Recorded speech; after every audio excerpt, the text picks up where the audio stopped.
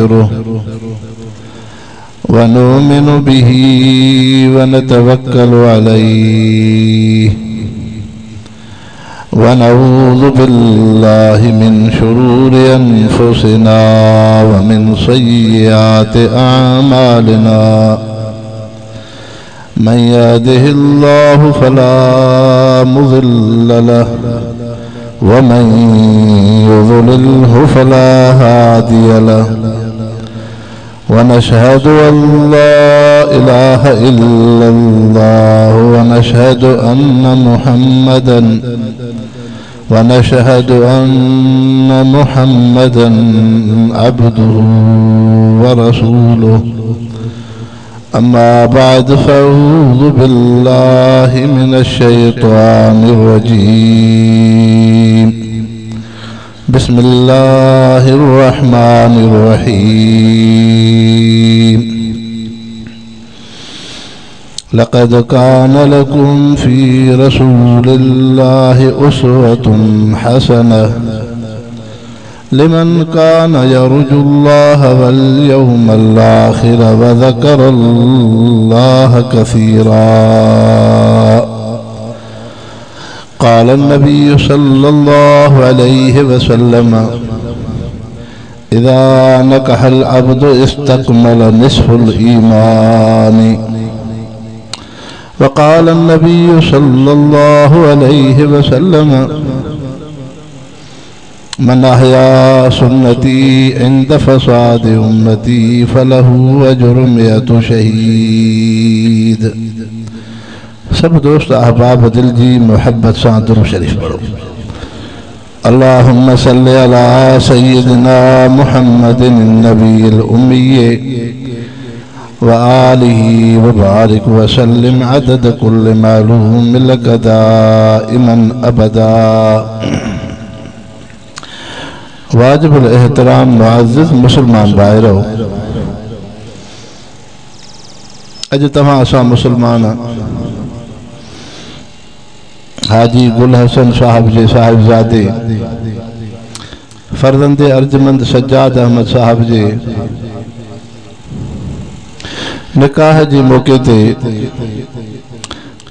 अवां उन जी बिरादरी जा दोस्त अहबाब मिट मैट शरीक आहियो। लेकिन हाजी साहब जन निकाह जे मौके ते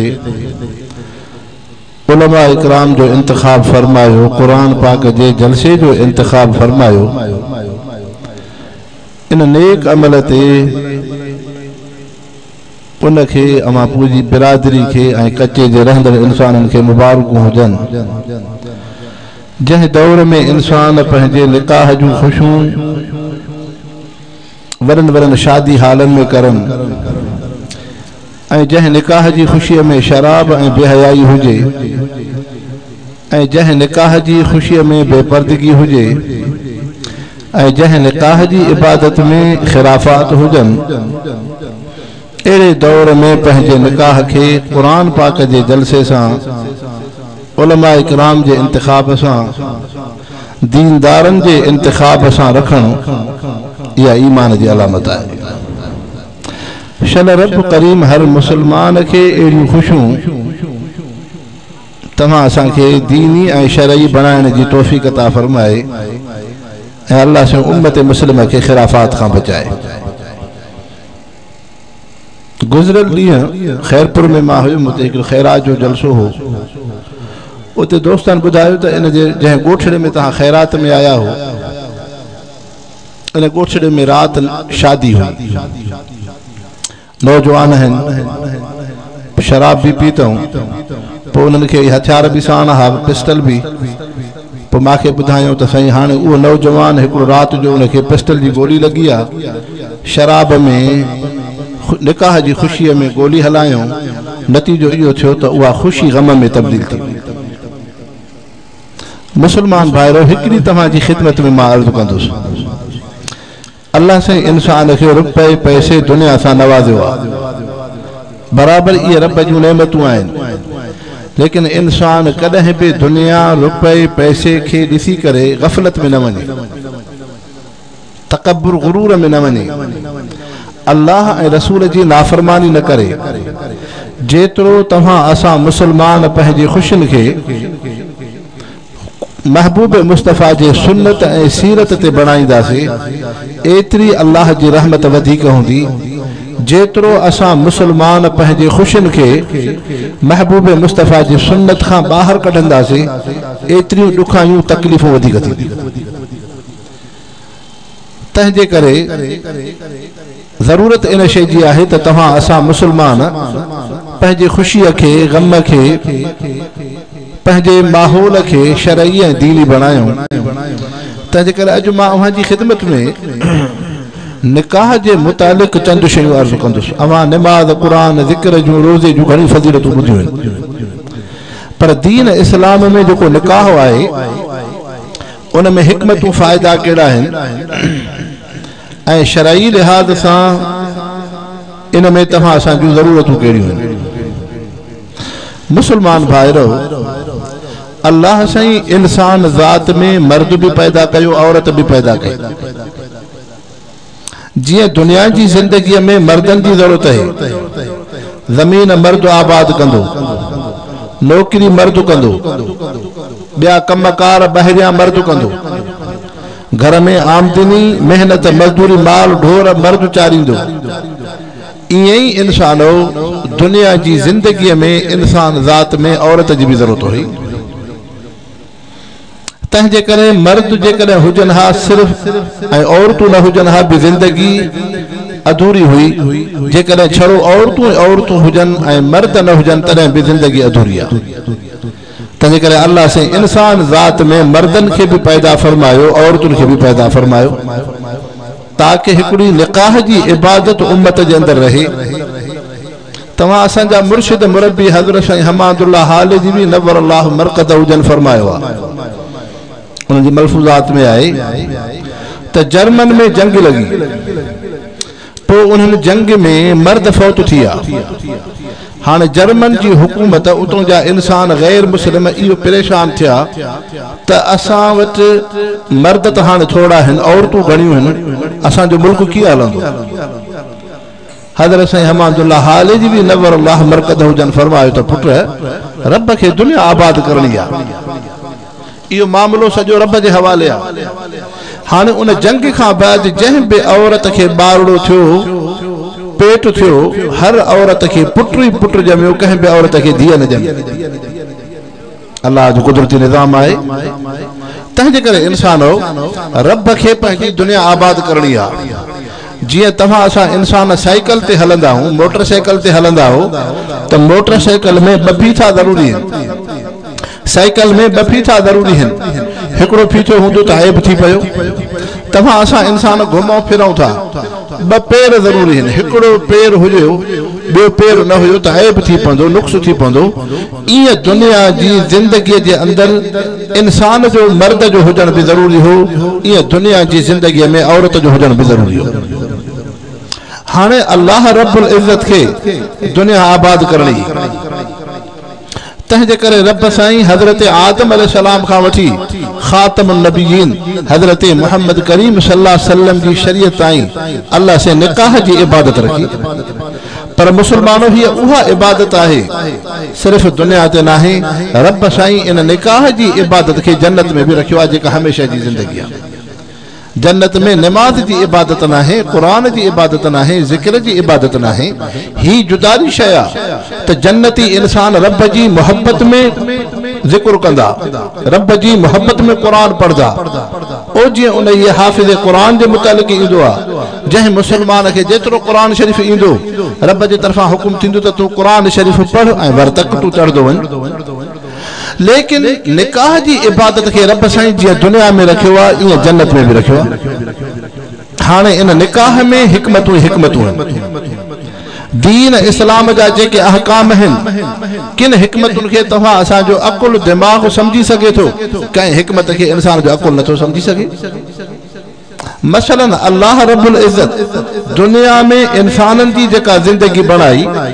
उनमें इंसान हमेशा हिकड़े हाल में ना है। ये ना है तो तव्हां असां हमेशा नौजवान हूंदासीं, न पोड़ा थींदासे न कमज़ोर थींदासे न सफ़ेद रीश थींदासे न ज़ईफ़ थींदासे न इहा इंसान जी भुल आहे हे मासूम ॿारड़ा आहिनि अॼु तव्हांखे मासूम ॿारड़ा था ॾिसण में अचनि चंद सालनि खां पोइ नौजवान ॾिसण में ईंदा वरी चंद सालनि खां बाद सफ़ेद रीश ॾिसण में ईंदा इहो इंसान उहो पोड़ो ज़ईफ़ ऐं कमज़ोर थियो कॾहिं इंसान जी अहिड़ी कैफ़ियत हूंदी आहे जो ख़ुदि ॿिए जी ख़िदमत कंदो आहे कॾहिं इहो ई इंसान हलंदे हलंदे ॾींहं राति जे गर्दश में इन उमिरि खे अची पहुचंदो जो ख़ुदि पाण पाणीअ जे गिलास जे उथण वेहण जो ॿिए जो मोहताज हूंदो आहे सुम्ह रददनाहु अस्फल साफिलीन त हाणे इहो इंसान जॾहिं मोहताज थी पियो त दुनिया जे अंदरि घणा इंसान ग़रीब रखिया आहिनि अमीर माण्हू थोड़ा अल्लाह से घणाई गरीबन जी छो रखी है उन में रब जी हिकमत है मसलन तहां हिन कच्चे जे इलाके में रहो था तहां जो ज़मीनूं आबाद हैं इन ज़मीन ते मेहनत मजदूरी गरीब तबको कंदो आ तहां शहरन में वेंदो घोटके जे शहर में तहां के शहर दिसण में इंदो इंसान रोड रस्ते से गुजर कंदो आ रोड रस्ता दिसण में इंदा हैं ये शहर रोड रस्ता पंहिंजो पाण त न ठहिया आहिनि इनमें गरीब इंसान मेहनत कई है गरीब इंसान जो पसीनो पगर आए तंहिंजे करे अमीर मानू थोड़ा हैं गरीब इंसान घणा हैं हाँ उहे अमीर इंसान गरीबन जा मोहताज गरीब अमीरन जा मोहताज रब साईं के दुनिया जो निज़ाम आबाद करणो आहे हाँ जॾहिं इहो इंसान ज़ईफ़ ऐं पोड़ो थिए कमज़ोर थियो हिन जी ख़िदमत केरु कंदो हिन जी ख़िदमत केरु कंदो गरीब माण्हू पंहिंजो मुलाज़िम नौकर कीअं रखी सघे अल्लाह साईं फरमायो वक़ज़ा रब्बुका अल्ला ताबुदू इल्ला इय्याहु व बिल वालिदैन इहसाना अल्लाह साईं फरमाए थो मां रब जो फ़ैसिलो आहे जिथे तव्हां खे हिकिड़े अल्लाह जी इबादत करणी आहे उन रब सां गॾु शरीक न कयो नमाज पढ़ो था रब राज़ी थे कुरान पढ़ो था रब राज़ी थे हज उमरा कयो था रब राज़ी थे रोजा रखो था रब राज़ी थे ओ अल्लाह रब्बुल इज्जत कुरान शरीफ में तो फरमाए त मां अर्श वारो रब अबे अमर जी खिदमत सां भी राज़ी थे जह औलाद जह न्याणीअ पंहिंजे पीउ माउ जी खिदमत कई अल्लाह से फरमाए थो उन खिदमत के ज़रिए में भी मां राज़ी थींदो आहियां ऐं मुसलमानो खिदमत दीन में वॾे में वॾी फज़ीलत है उहो इंसान जेको अल्लाह जे रज़ा जे ख़ातिर कंहिं इंसान जी खुदा वास्ते खिदमत थो करे औलाद ते त फर्ज़ आहे पीउ माउ जी खिदमत पर को भी इंसान कंहिं इंसान जी अल्लाह जी मखलूक समझी करे खिदमत थो करे उन खिदमत जो वॾे में वॾो दर्जो आहे हुजूर पाक सल्लल्लाहु अलैहि वसल्लम जन सफर में सहाबा जी जमात जिहाद में हिन लेकिन गर्मी की मौसम सहाबिन सगुरन नफली रोजो रखियो पान सल्लल्लाहु अलैहि वसल्लम जन भी नफली रोजो रखियो लेकिन कुछ सहाबिन वो नफली रोजो न रखियो उन्हनि चयो त असां रोजेदारनि जूं ख़िदमतूं कंदासीं शाम जो वक़्तु थियो रोज़े खोलण जो जन रोज़ो रखियो उहे गर्मीअ जे करे कमज़ोर थी पिया जन खे रोज़ो न हो उन्हनि पाणीअ जो खाधे खोराक जो खजूर जो इंतज़ाम कयो महबूब मुस्तफ़ा रोज़ो खोलियो हाणे सहाबा के फरमायो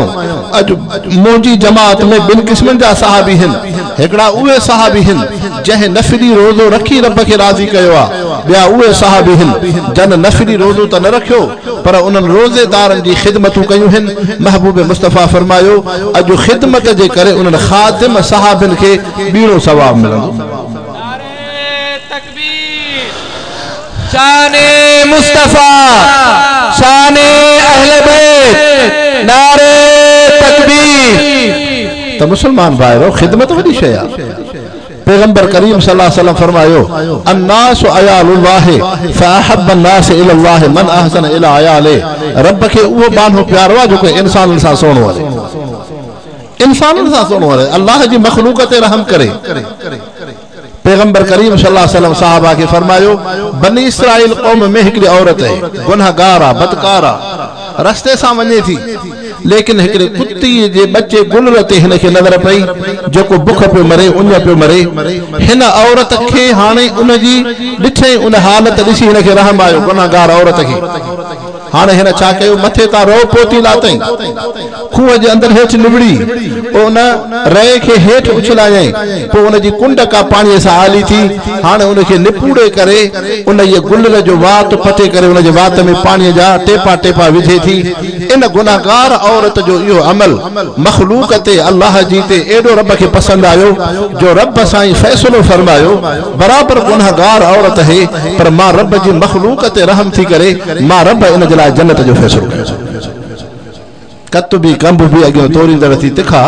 अगई त पा उन त मनन के मोट थी जो पाव अगजियो इए ही हुजूर सल्लल्लाहु अलैहि वसल्लम साहबा के फरमायो एकड़ो इंसान आबिद हो नेक नमाजी हो लेकिन उन सजी रात इबादत करे उन जो वडो बयो गुनाह कोन हो बिल्ली जे बच्चे बिलूंगड़े के खट जे पाए सा नोड़िए सा बधी छड़े हाने न उन के टुकुर दिनई न उन जी देखभाल कयई वो चीकी चीकी रड़दो फौत थियो मरी पयो बिल्ली जो बचो पैगंबर करीम सल्लल्लाहु अलैहि वसल्लम साहबा के फरमायो रब साईं फरिश्तन के फरमायो बराबर यो इंसान इबादत गुजार आए पर हिन मुझे मखलूक ते रहम न कयो इन इंसान जो नेकियूं रायगान हन इन जला जहन्नम जो फैसलो तंहिं करे इंसान हो रब साईं तव्हां असांजे नमाज इबादत रोज़न जो मोहताज कोन्हे बराबर दीन जे अंदर दीन बिन शइ जो नालो आहे अल उज़मतु लि अम्रिल्लाह वल ख़िदमतु लि ख़ल्क़िल्लाह मुस्लमानी इनखे चइबो तव्हां असां में नमाज भी हुजे क़ुरान शरीफ़ भी हुजे अल्लाह जो ज़िक्र भी हुजे रमज़ान जा रोज़ा भी हुजनि अखलाक भी सुहिणो हुजे रब जी इबादत बंदगी भी हुजे लेकिन वल ख़िदमतु लि ख़ल्क़िल्लाह अल्लाह जे मखलूक जी खिदमत भी हुजे या वडे में वडी शय वडे में वडी शय हजरत सलमान फारसी रज़ी अल्लाह अन्हु हुजूर सल्लल्लाहु अलैहि वसल्लम जा सहाबी मदाइन जा वाली गवर्नर हन मोहम्मद मुस्तफा जी सोबत अल्लाह जो नबी जन्नत जो खुशखबरी दे थो लेकिन सहाबी सगुरु रस्ते से हले थो हिकड़ो ईसाई पंहिंजे गाह जी भरी जद खणे थो उहा गाह जी भरी न खणी सके हुंदो आ तहां कच्चे में रहो था को माण्हू बाल का ढोरन का गाह जी भरी खणदो आ पाण न खणी सघंदो आहे ॿियो को माण्हू बन्ने सां रस्ते सां गुज़र कंदो उनखे अर्ज़ु कंदो त साईं मूंखे सहारो त ॾे मूंखे भरी त रखराए मथे ते त उन ईसाई सहाबी सगोरे हज़रत सलमान फारसी रज़ी अल्लाह अन्हु खे चयोसि मूंखे भरी त खणाए हुनखे ख़बर न हुई त हिन शहर जो वाली गवर्नर इहो सहाबी आहे इहो हिन हितां जो हुक्मरान आहे ही को मुस्लमान या सहाबी सगोरो आहे उन रस्ते वारो ॾिसी उन अर्ज़ु कयो हज़रत सलमान फारसी रज़ी अल्लाह अन्हु उन ईसाई खे चयो साईं चङो को भला इहो था कयूं तव्हांजी गाह जी भरी माथो खणा जैसे वरी महिरबानी थींदी त सहाबीअ सगोरे उन ईसाई खे चयो जैसे पोइ हिकिड़ो मुंहिंजो अर्ज़ु अथव जॾहिं मां तव्हांजी गाह जी भरी खणी हलां शहर मां बाज़ार मां गुज़र थींदो पोइ मूंखे मजबूर न कजो त तव्हां भरी रस्ते में लाहियो मां तव्हांजे घर जे दरवाज़े ते लाहींदो जैसे महिरबानी थींदी मदाइन जे बाज़ार शहर मां गुज़र थियो त माण्हू उथी बीठा बाज़ार जा माण्हू हर हिकिड़ो ताजुब पियो करे त हिन शहर जो वाली हिन शहर जो हुक्मरान हितां जो जेको ज़िम्मेदार आहे हुकूमत जो मोहम्मद मुस्तफ़ा जो जलीलुल क़दर सहाबी आहे अॼु उन ये सहाबीअ जे मथे ते गाह जी भरी हिकिड़े ईसाई इंसान जी आहे त ईसाई ॾिसी ताजुब कयो जे मां त हिनखे आम माण्हू सम्झो मां त सम्झुमि त को आम माण्हू आहे हाणे ख़बर थी पए त हिन जो एॾो वॾो मक़ाम मर्तबो आहे ही सहाबी रसूल आहे ही हितां जो वाली गवर्नर आहे हजरत सलमान साहबी जी खिदमत में आयो ईसाई साईं मां अर्ज़ु थो कयां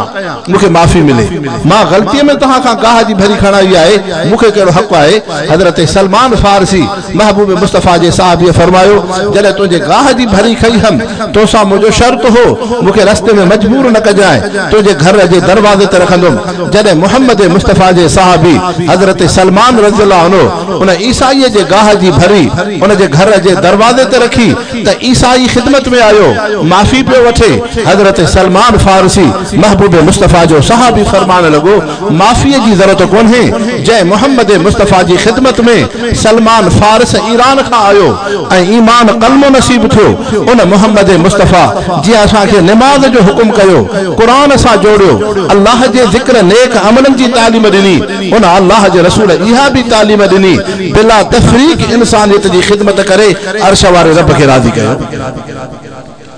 इंसानो यो दीन इस्लाम अज तव्हां असां खां यो दीन इस्लाम विसरी वियो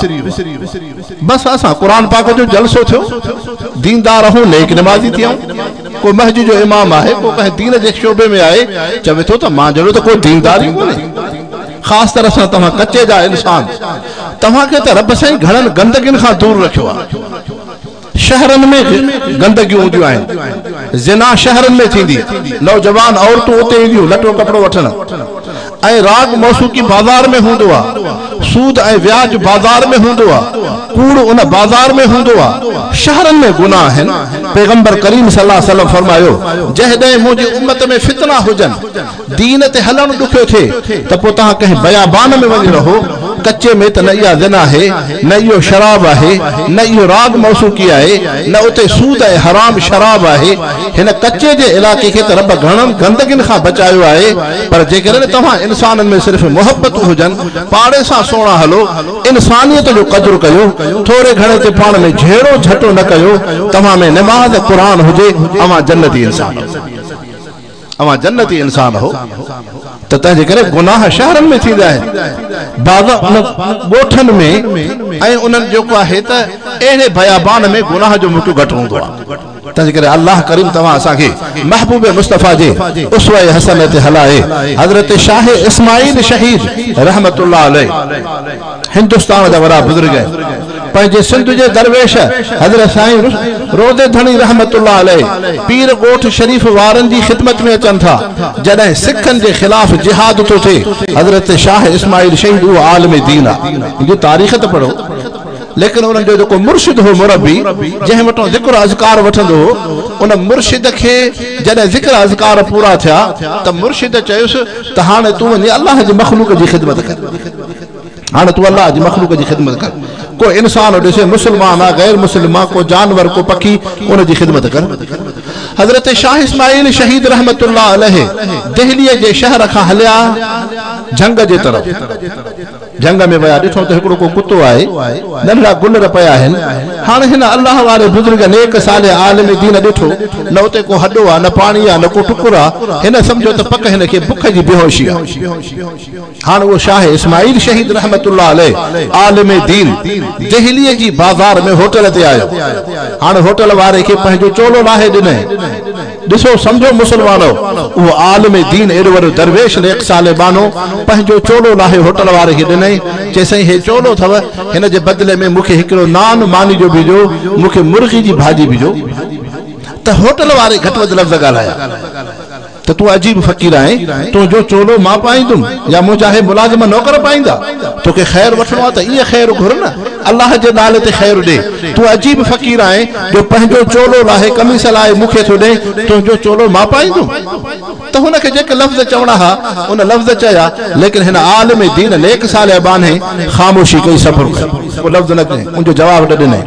ख़ैर हुन नान बि ॾिनो मुर्गी जी भाॼी बि ॾिनी उन चयो त फ़कीर हे चोलो पंहिंजो वापसि वठ हज़रत शाह इस्माइल शहीद हाणे उहो नान मुर्गी खणी करे पाणी जो बदनो खणी उतां हलिया जंग जे तरफ़ त उहो होटल वारो ॾिसी करे ताजुब पियो करे त आम जेको फ़कीर हूंदो आहे पहिरियों असां उनखे ख़ैर ॾींदा आहियूं मानी भाॼी ॾींदा आहियूं अॻियां वेही करे हेठि खाईंदा आहिनि हे अजीब फ़कीर आहे हिन जे सुवाल जो तरीक़ो बि अजीब आहे जो कमीस लाहे ॾे थो वरी हिन खे जॾहिं ख़ैर ॾिनो आहे त हलियो थो वञे इन में को राज़ आहे हाणे उहो होटल वारो हिन जे पोयां लिकंदो छिपंदो अचे थो हज़रत शाह इस्माइल हलंदे हलंदे जंग में विया वञी करे ॾिठो जाचो उहा कुती वेठी उन जा बचड़ा गुलर उहो आलिम दीन हज़रत शाह इस्माइल शहीद रहमहुल्लाह मानीअ जो नान भञी मुर्गे जे ॿोड़ में ॿोड़े करे उन कुतीअ खे वात में विझे थो टुकर खाराए थो भाॼी बि खाराए पाणी जो बदलो बि पीआरियईं उनखे होश आयो साहदार शइ खे पंहिंजे बचनि गुलरनि ॾे वई गुलरनि उन जे खीर खे पीतो हाणे ही अल्लाह जो नेक सालिबानो अॻिते हलियो त ॿियो को जानवर ॾिसां उन जी ख़िदमत कयां होटल जो मालिक वण जे ओट में ॾिसे पियो त ही अजीब मंज़र आहे ही त अजीब इंसान आहे हिन त पाण हिकिड़ो गिरोह बि न खाधो बूटी बि न खाधई पाणीअ जो ढुक बि न पीतई यार मां अहिड़े इंसान खे घटि वधि लफ़्ज़ चया आहिनि हाणे उहो होटल